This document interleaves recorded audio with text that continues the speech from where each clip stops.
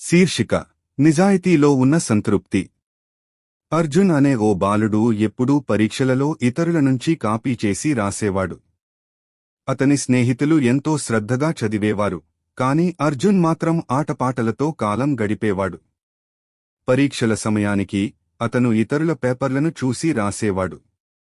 ఫలితాల్లో అతనికి ఎల్లప్పుడూ మంచి మార్కులు వచ్చేవి. గురువులు అతన్ని ప్రశంసించేవారు, కాని అర్జున్ మనసులో మాత్రం నిజమైన ఆనందం ఉండేది కాదు. ఒకరోజు పాఠశాలలో స్కాలర్షిప్ కోసం ఆకస్మిక పరీక్షను నిర్వహించారు. ఈసారి బెంచెస్ను దూరంగా ఉంచారు, మరియు గురువు చాలా కఠినంగా చెప్పారు, ఎవరైనా కాపీ చేస్తే కఠినంగా శిక్షిస్తాం. అర్జున్ గట్టిగా భయపడ్డాడు, ఎందుకంటే ఈసారి ఎవరినీ చూడలేకపోయాడు. అర్జున్ దాదాపు ఖాళీ పేపర్నే ఇచ్చాడు. ఫలితాలు వచ్చినప్పుడు అతని పేరు టాపర్ల జాబితాలో ఎక్కడా లేదు.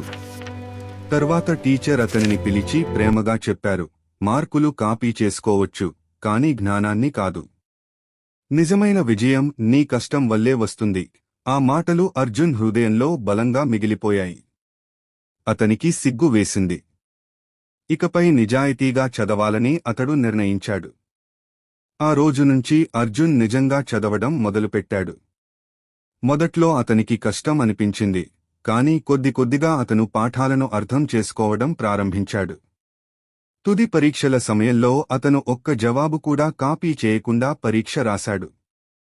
ఫలితాలు వచ్చినప్పుడు అతని పేరు మొదట్లో లేకపోయినప్పటికీ అతనికి ఇది నిజమైన విజయం లాగా అనిపించింది.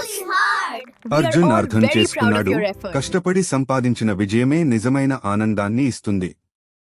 కాపీ చేసి తెచ్చిన మార్కులు ఆ ఆనందం ఇవ్వలేవు.